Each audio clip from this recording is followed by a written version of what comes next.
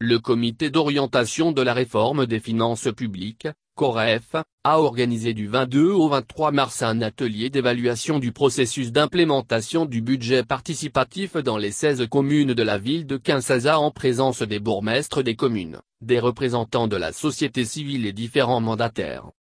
Le dit atelier a porté sur l'échange d'expériences entre participants. Ils ont évalué notamment les forces et les faiblesses du budget participatif, concept qui veut que 20% du budget local soit réservé à la population pour affection à des projets d'intérêt général, l'inventaire des contraintes du budget participatif. Aussi, les participants ont évalué de manière approfondie les différentes approches du budget participatif dans le but de formuler les recommandations afin d'obtenir les résultats attendus par le gouvernement de la RDC pour promouvoir le budget participatif. Quelques recommandations ont été formulées à l'endroit du gouvernement central, gouvernement provincial, à la commune et au COREF.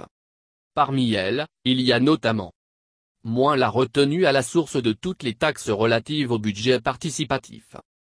Moins l'appropriation du budget participatif. Moins le respect des textes légaux en matière des finances publiques. Moins le recrutement des nouvelles unités seulement quand besoin il y a. Moins la sensibilisation et la vulgarisation du budget participatif.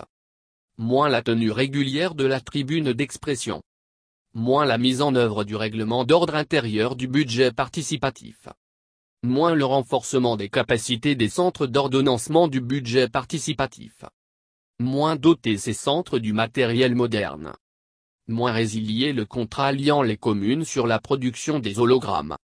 Moins appuyer les organisations de la société civile dans le contrôle citoyen. Moins l'éducation au civisme fiscal. Moins l'appui au financement des projets du budget participatif. Moins neutraliser les services parallèles qui empêchent la mobilisation des recettes du budget participatif. Moins veiller à la tenue des élections paisibles et transparentes conformément au calendrier publié par la CENI. Moins assurer la sécurité des personnes et de leurs biens. Moins sanctionner positivement ou négativement les agents qui atteignent ou pas les objectifs. Au finish, cet atelier a permis aux participants de ressortir et de répertorier les points forts et les points faibles ressentis lors de la mise en œuvre du processus du budget participatif dans les communes. Ils ont pu formuler des recommandations afin de recadrer le processus en vue de l'obtention des résultats escomptés.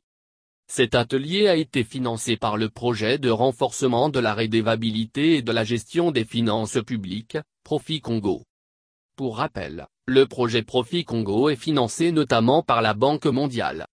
Il vise à améliorer la gouvernance des finances publiques.